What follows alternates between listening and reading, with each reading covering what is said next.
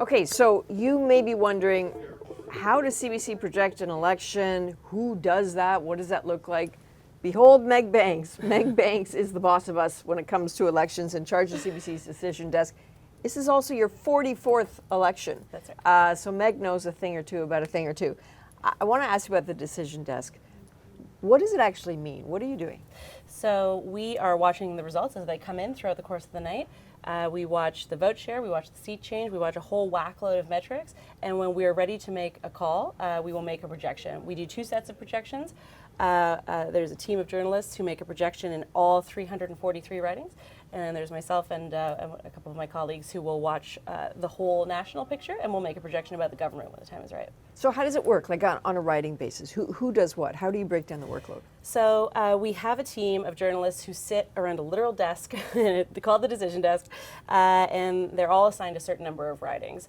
It's overseen by two supervisors. We have a rule that two people sign off on every call, and they will watch the returns in their assigned ridings, where they've studied the riding histories, they've got in touch with people in the riding, they know their stuff about the candidates and the political history.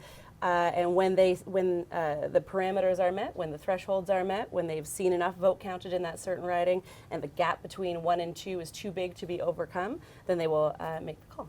And it's not just a matter of waiting until every vote is counted. No, like journalistically and mathematically, it makes sense for us to make a projection well before every last vote is counted.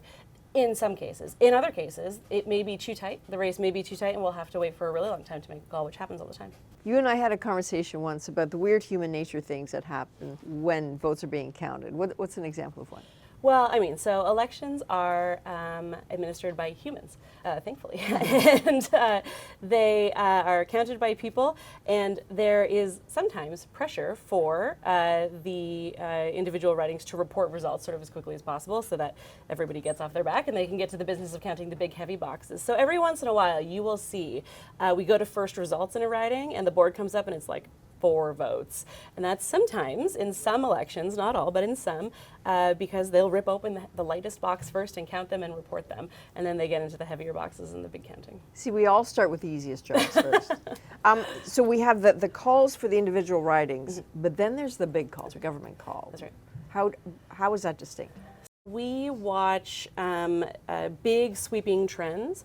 We watch all the numbers as they come in across the country. We are watching the vote share, the seat change. Is a party gaining enough seats to get to a majority government, or are they losing enough seats that the second place party can come up behind them? We're watching key regions. We're watching the margins. If the party that's out in first is winning the ridings in which they're winning by huge margins, then it gives us surety in making our call. So we watch that, and if a whole bunch of those metrics and sort of parameters are met for us, then we will feel comfortable enough making a call. As long as the outstanding vote, what's left to count, the ridings that are left to report, couldn't get the second place over the first place. What is for you the thing that happens that you think people at home possibly don't realize? There's no guesswork here.